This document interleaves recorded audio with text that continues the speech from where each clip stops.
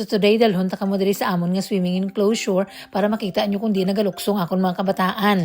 Sige day mga tita and tito, so welcome to our swimming enclosure. Makita lang diri adjacent sa amon nga town jetty diri sa Main Street sa amon beautiful town. Welcome to Port Lincoln. Charot! Charot. No, hindi ko yung kasahot tita nga magseryoso sa akong na voice over, no? But anyway, this time hindi kita funny kay ti para i-introduce naton sa inyo ang amon nga town jetty. So diri sa tapad niya ari diri ang aton nga enclosure, no, ang aton nga pool.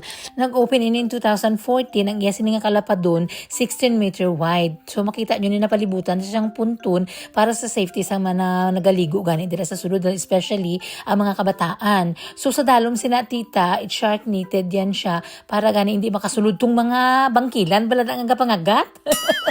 So sa other side naman, pwede ka dira kapro pangisda, kiti damo man dira sa mga crab sa dalom kung kaisa mga isda.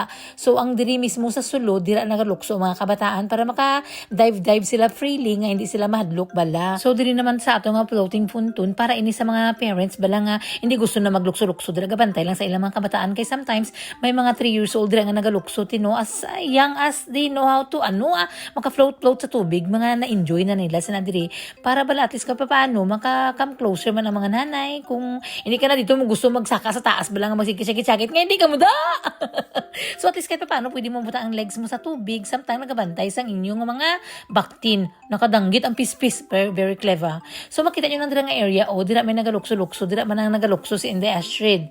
So very nice siya tita, very calm ang tubig, kaya natural may ara sang may dobarandilya dira nagapugong siya sang balod ngalin dito sa tunga kundi hindi kayo masyadong alon ba. So dira sa unahan makita nyo dira nga amon nga port, dira nagadungka ang aton mga dagko nga mga cargo ship, dira ang aton mga seaman kung kaisa. So diri ang mga bata mahilig, ang mga medyo dalagko mahilig na sila diri maglukso mismo sa jetty kay medyo mas dalom diri, mas challenging na sa ilat tapos diri man nagapangisda, nagasquiding kay mo diri sa mga isda gani. So this time kasi in summer diri sa amon, imagine nyo na lang nga pag once nga init ang panahon diri puno na siya diri ka mga kabataan, mga adults, families, naga-picnic sila diri, no. So makita mo talaga ang happiness sa mga bata pag mag-abot na si Inday Astrid nga medyo init mambal na siya kay daddy nga, dad nakita mo nga init.